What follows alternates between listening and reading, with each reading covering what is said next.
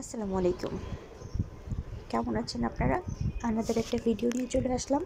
আজকে দেখাবো চিংড়ি মাছের কোফতা, শর্টকাট কোফতা। এত শাহি কোফতা না, তো একদম সমুদ্রের চিংড়ি মাছ, সাথে কিন্তু মেশানো আছে অন্যান্য মাছ আর কি, কয়েক রকমের। জাস্ট আমি শুধু ময়লাটা বেছে নিয়েছি আর এটাকে সম্পূর্ণ ব্লেন্ড করে নিব। পাটায় বেটেও নেওয়া যায়। সাথে একটু রসুন, কাঁচামরিচ আর লবণ দিয়ে দিচ্ছি, দিয়ে ভালো করে ব্লেন্ড করে নিব। মিহি একটা পেস্ট হয়ে গেছে,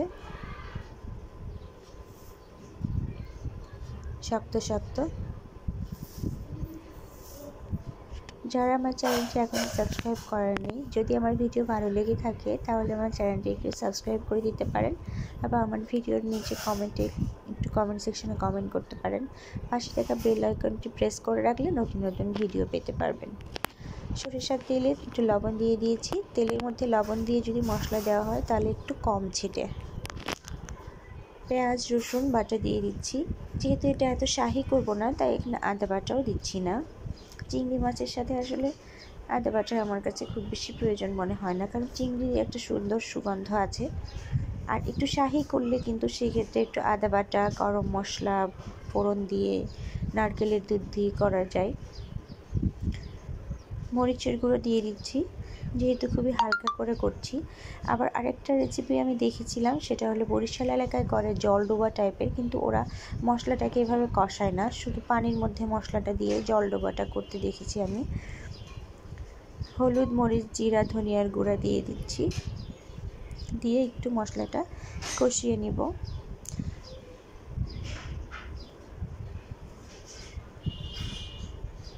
মশলা কষানো একটু পানি দিয়ে কয়েকবার কষিয়ে নিলে মশলাটার মধ্যে স্বাদ ভালো হয়। গরম পানি দিয়ে দিব 2 মগ পরিমাণ।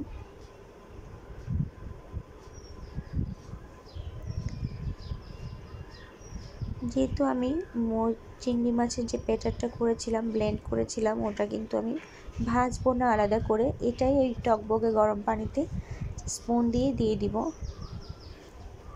কিছুক্ষণ পরে এটা ফুলে যাবে, ফুলে পানির উপর ভেসে উঠবে, যখন এটা ওজন কমে যাবে আর কি। চিংড়ি মাছ যেহেতু ছড়িয়ে যাওয়ার ভয় নেই, তাই না ভেজে একবারে সরাসরি পানির উপরেই আমি সবগুলো দিয়ে নিচ্ছি। আর যে একটু এটা বয়েল হয়ে যাচ্ছে, পানির উপরে কিন্তু ফুলে উঠছে এমনিতেই। আমার ছেলে বললো, মা একটু হাত দিয়ে গোল গোল করে দাও তো। হাত দিয়ে তো গোল গোল করা যাবে না, এভাবে বড়ার মতো করে দেওয়া যাবে।